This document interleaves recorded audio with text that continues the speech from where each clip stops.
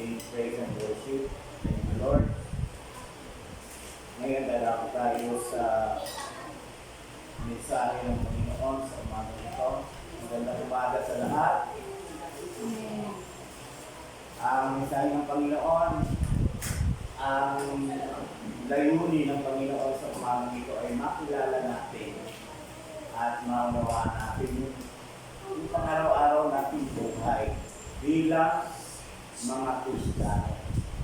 Gusto, nais ng Panginoon sa umagang ito na magkaroon tayo ng awareness. Na hindi lamang tayo mabubuhay ng simple. Dahil sa ating buhay, araw-araw may labanan. May labanan araw-araw. Dahil gusto ng Panginoon na maunawaan natin na merong Kristiyano, tayo yun. Merong Diablo, sino ba yung Diablo? Si Satanas. At mayroong Diyos. At yun ang ipapakita sa atin ng Panginoon sa umaga nito. Tayo po'y manalangin, Panginoon, salamat sa umaga nito. Ikaw po yung Diyos na aming pinaglilingkuran. Ikaw yung Diyos na buhay. Ikaw ang Diyos sa aming kaibigan. Ikaw ang Diyos na mabuti na hindi ko nagbabago.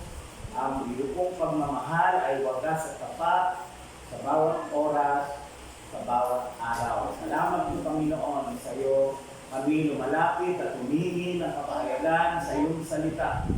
Purihin ka, O Diyos. Salamat po sa pangalan ng Panginoong Hesus. Amen. Amen. So, napapansin niyo, halimbawa, mayroong isang container ng tubig. Napapansin niyo yun, araw-araw. Sa container ng tubig na yan, araw-araw, mapapansin mo, pakonti ng pakonti yung laman. Ano? Ikaw na may ari, yung container ng tubig, meron kang gagawin doon, binabantayan mo yun. At mangangamba ka kapag nauubos na yung tubig. At pag nakikita mo yung nauubos na yung tubig, gagawa ka ng kaparaanan para mapuno ulit yung tubig, yung lalagyan. Ano? Sa atin bilang mga mananampalataya dito sa church, kung pagmamasdan natin ang church, para siya yung container ng tubig na paubos ng paubos, pawala ng pawala yung mga tao. Kaya it's about time na kumilos tayo. Alam niyo ba kung bakit nangyayari ito?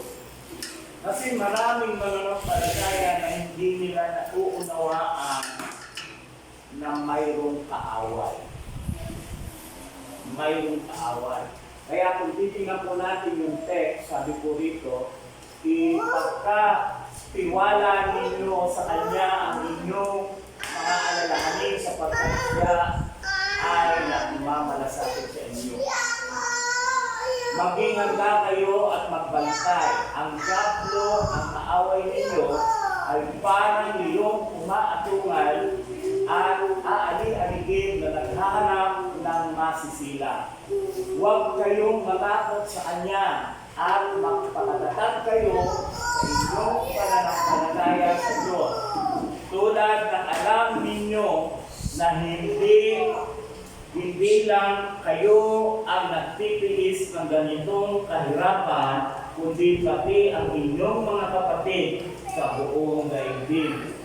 Verse 10, pagkatapos ninyong magtiis sa loob ng maikling panahon, ang Diyos na siyang gagalingan ng lahat ng pagpapala ay siya rin magbibigay sa inyo ng katatagan at lakas ng loob at isang proteksyon di matitinag.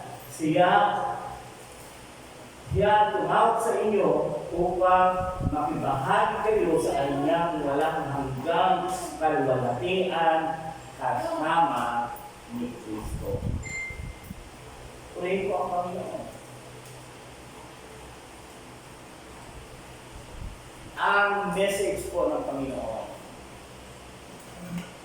mag-ingat at magbantay, huwag makipagbalikan sa kaaway.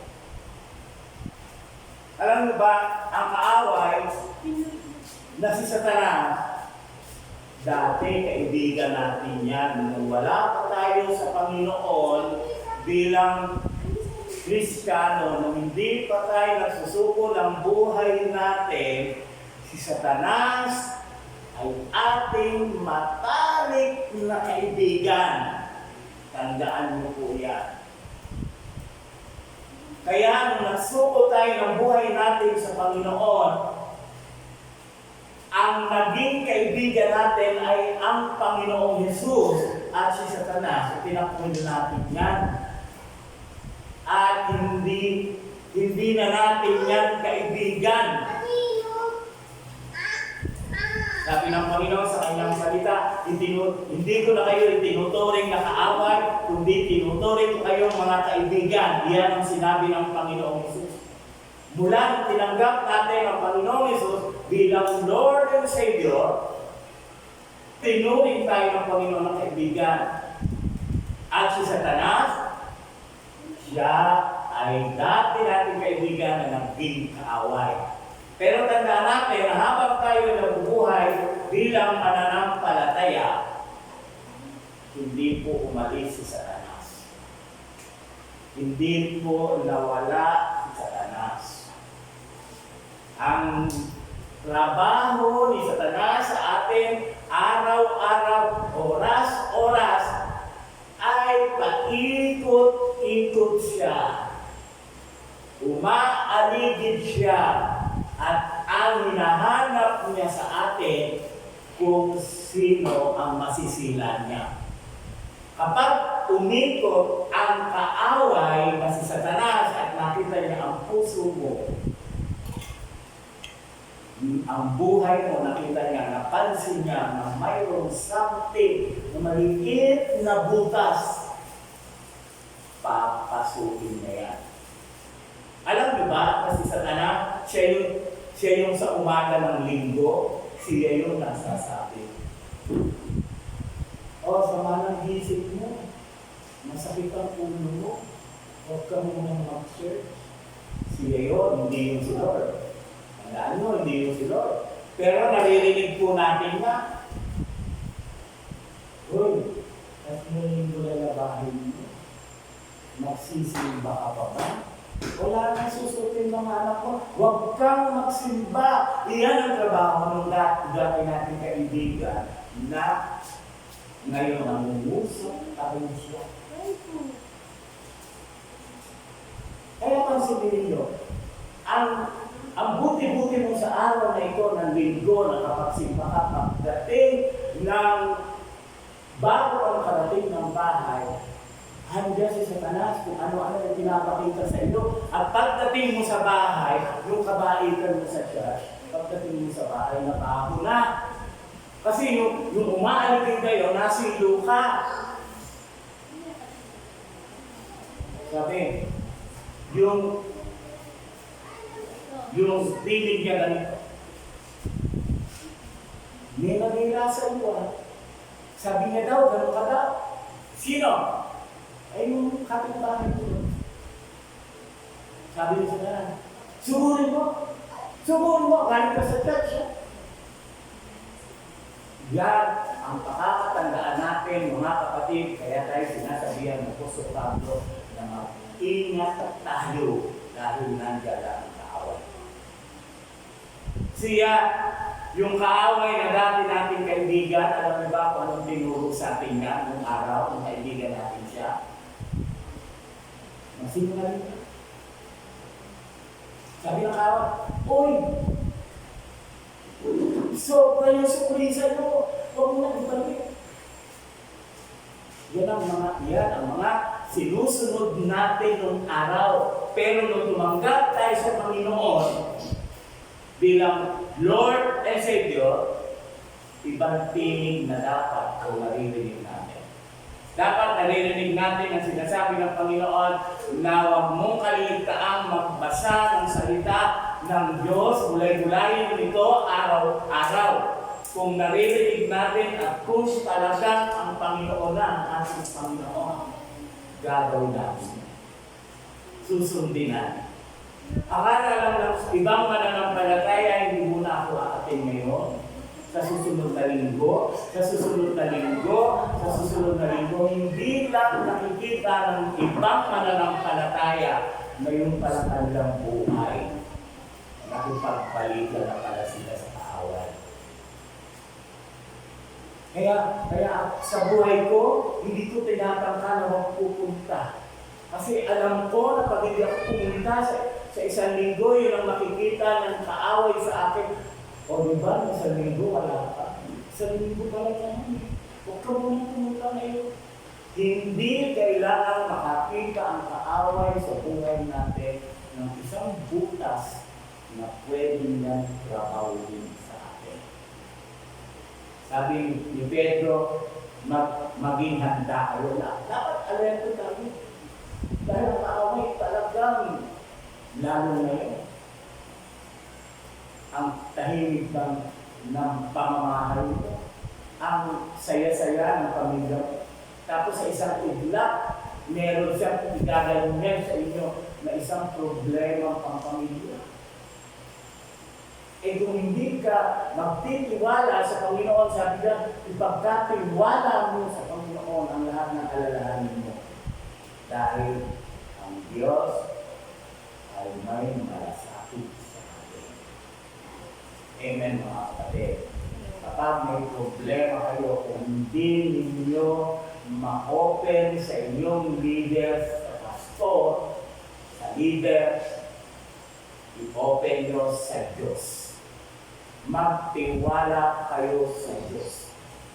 Huwag kayong magtitiwala ng anumang kasaysayan ng inyong buhay araw-araw sa kaibigan na hindi mananampalataya. Wala kayong makukuhang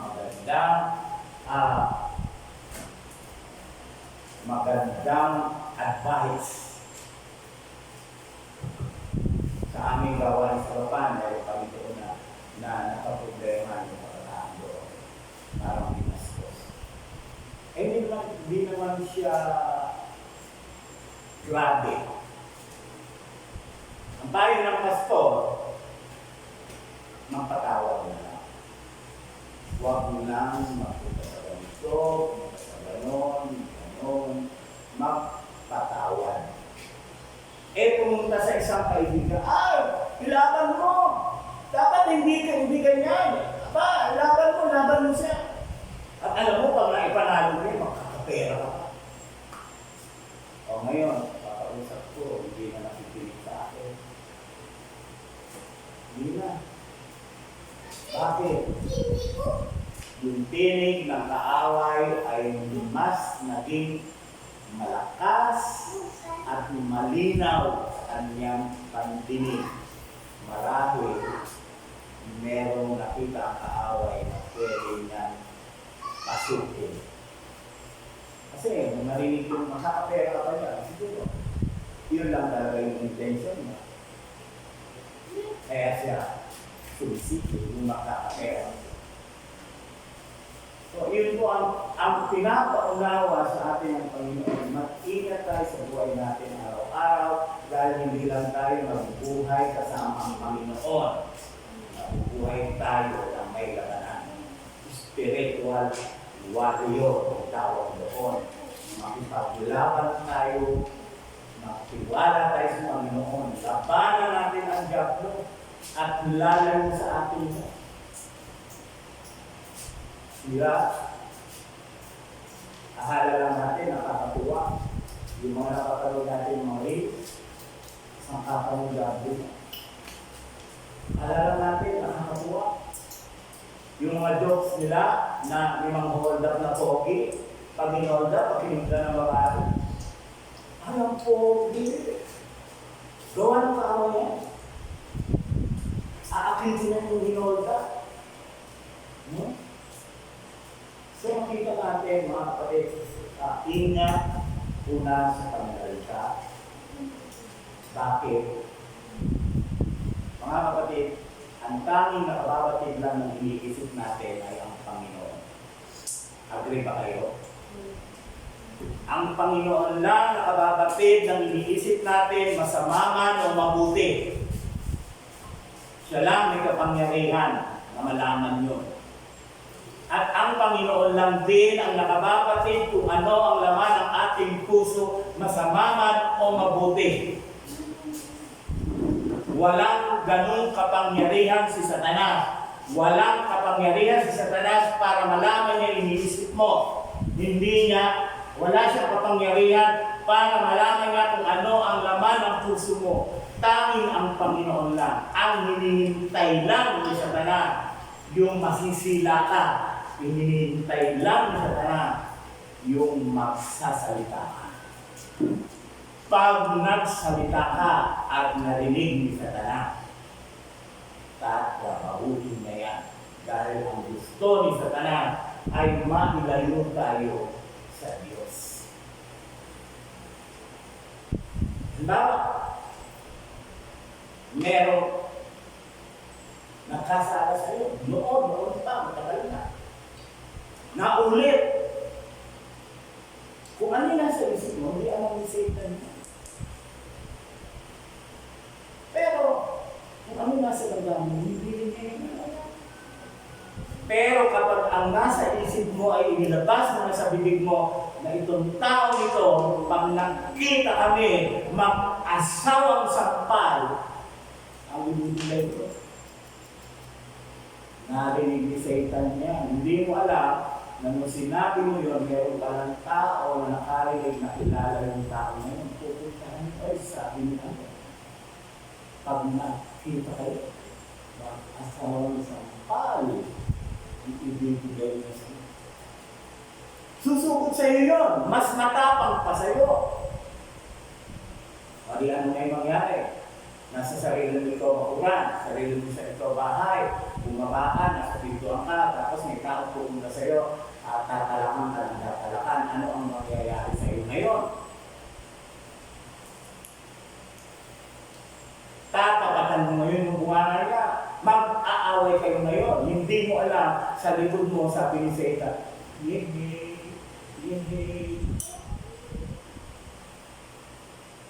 Kaya huwag tayong pasisila. Away ay sinasabi ni Pedro, mag-ingat kayo, number 1, pananalita. Ingat kayo sa pananalita, dahil sabi ng salita ng Panginoon, ang kamatayan at ang buhay ay nasa kapangyarihan ng bibig. Sabi ni Santiago, ang dila ay maliit na bahagi ng ating katawan, ngunit napaka-mapanganib. Pwede kang pumatay dahil lang sa dila. Ingat sa pananalita.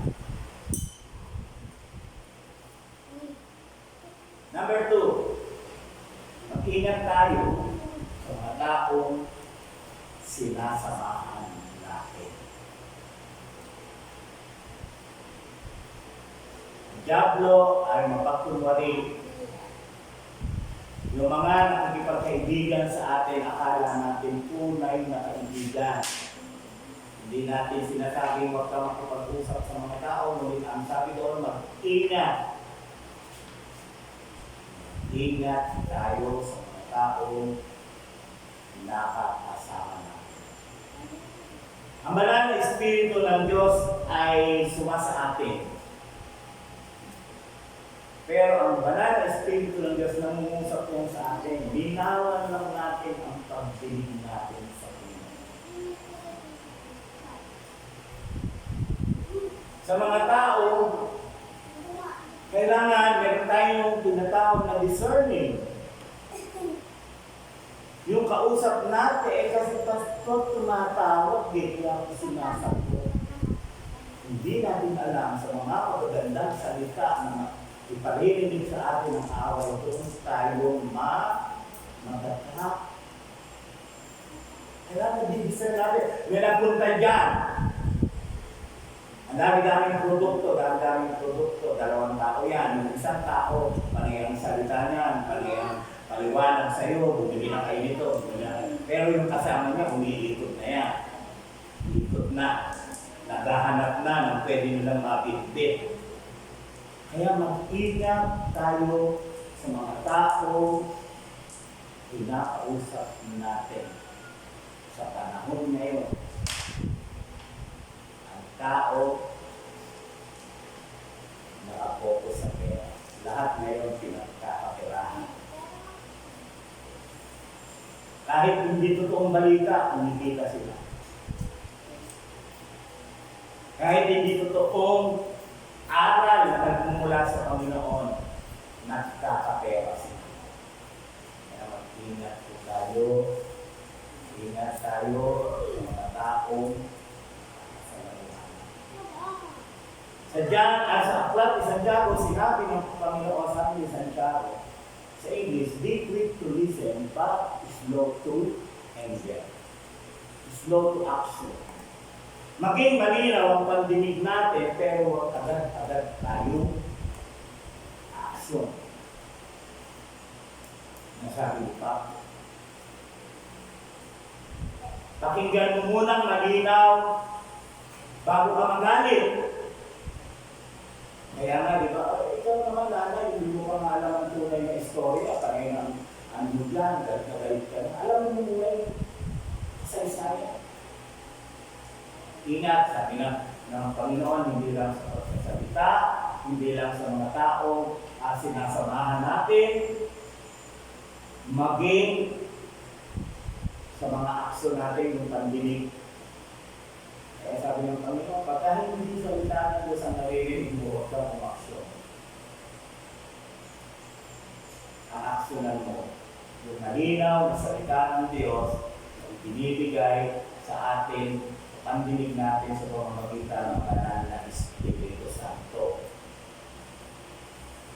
No? Kaya kung minsan, sabi, I rebuke all the works of the enemy in Jesus' name. Alam niyo ba, nawawala yung mga bad spirit na yun, all negative spirit, umaalis talaga yun dahil may kapangyarihan ang pangalan ng Panginoon Jesus. E paano po ang buhay natin? Kaibigan mo na nga si Jesus, nakikipagbalikan ka pa sa ex mo, e pag nagre-review ka, hindi mo alam, nasa likod mo, si Satan, sumasayaw, sabi niya, totoo ba yan? Totoo ba yan? Hindi ba kanina, magkasama tayo? Totoo ba yan? So, kaya kailangan maging maingat tayo sa ating Panginoon. Ngayon, kung hindi natin alam ang ating gagawin at nag-aalala tayo, lalo na kung problema tayo, sabi doon sa verse 7, kanino tayo makitiwala? Sa Diyos. Bakit? Dahil ang Diyos may malasakit sa atin. Mahal niya tayo. Mabuti sa atin. Mahal na tayo kahit minsan hindi tayo nagiging tama. Kaya ang nais ng Panginoon sa mga ito, huwag nating bibigyan ng pagkakataon ang diablo na makapasok sa buhay. Amen po ba? Huwag. Dahil tayo, mga mananampalataya, tanyaan ninyo. Maring tatanungin ninyo, Pastor, kasama ko na nga ang Diyos eh. Bakit kayang diablo rin? Ayaw umalis. Sa totoo lang, may tatanong mo yun. Kasama mo ang Diyos, bakit ba yung diablo na yan? Ayaw tumigil. Tandaan po natin, wala pong tinatalabaho si diablo sa mundo ito, kundi ang lahat ng tao na may ugnayan sa Panginoon Jesus. Kaya ramdam na ramdam yun. Kung kailan ka may gawain, doon kanya dinidistorbo, nararamdaman mo yun. Pero nung panahon na wala ka pa sa Panginoon, ginagawa niya na yan sa'yo, pero hindi mo nararamdaman kasi magkaibigan kayo.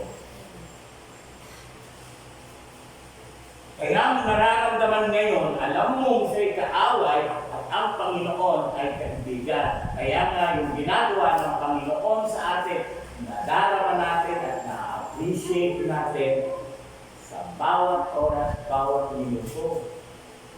Pero yung gawa ng Diablo sa simula pa lang na naramdaman natin, hindi na natin matanggap, hindi na natin ito maunawaan. Pero hindi siya magtatagumpay kung hindi tayo aayon sa Kanya.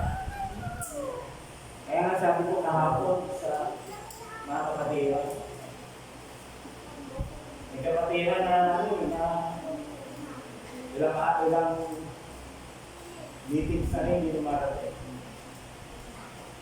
Yun pala pagbalikan pala sa ex. Bida na naman siya sa kaso. Karaoke. Bida na naman siya sa RD.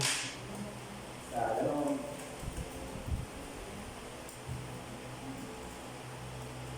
Kasi daw, nakita niya yung mga dati niyang kasamahan. Sabi niya, hindi ka na. Hindi mo ba yan namimiss? Tagal mo lang hindi nakatitin niya. Sabi naman daw niya sa sarili niya, oo nga. Namimiss ko na rin. Ngayon na lang. Ngayon lang. Nakapasok na nga sa Satanas eh. Paano mo ba magagawa na ngayon lang? Hindi niya napansin na hindi na pala siya nag-charge dahil nakabalik na pala siya sa dati niyang buhay.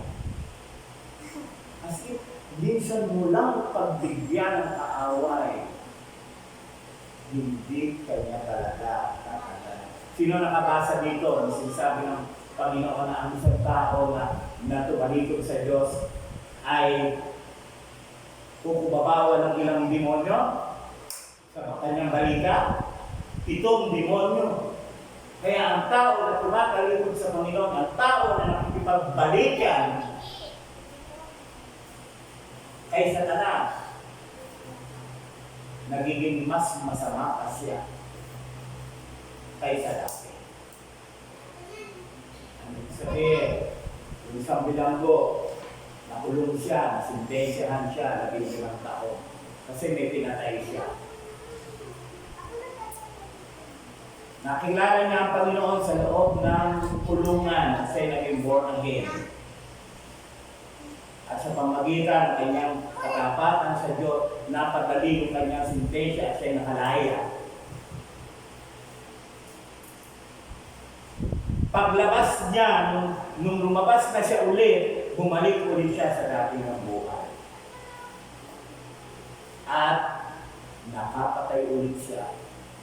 At bumalik siya ulit sa kulungan.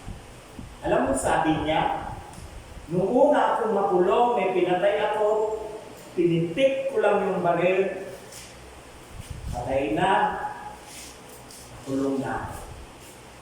Pero nung umulit ako at bumalik ako at pumatay ulit ako ng tao, sabi niya, pinatay ko na, ginahasa ko pa, sinunog ko pa. Ibig sabihin niya, mas lalo pa siya maging masama. Kaya ang isang Kristiyano na tumatalikod at hindi nakakabalik sa Diyos. Pero ganun ba nga, ang Diyos ay nakapag-ibig.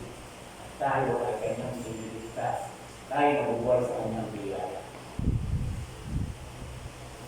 Kapag tayo nakakasala, nandiyan ang biyaya ng Panginoon, 1 John 1:9. Luhod, hingi ng tawad, huwag nang bumalik, huwag nang ulit-ulitin. Sa aklat ng Hebrew, kung di ako nagkakamali, doon binanggit yung sabi, mahirap sa isang tao na nakaranas ng magandang loob ng Diyos ang kapag siya'y tumalikod ay makabalik pa. Kasi nga, kapag ikaw ay tumalikod at nasanay ka na doon, unang-una, gusto mo nang bumalik, hindi ka makabalik. Dahil na-develop na siya, nahihiya ako eh. Nahihiya ako. Kaya ang nangyayari sa iba, para makabalik, hindi na sila bumabalik sa UDMCC, bumabalik sila sa ibang church. Pero kung yun ang Panginoon, nakakabalik. Talagang mahirap bumalik. Kaya huwag natin, sabi, mag-ingat tayo, pagtiwala natin sa Panginoon, ang buhay natin, at ang Diyos na tumawag sa atin, kaya na tayo tinawag, ay para kasama natin siya sa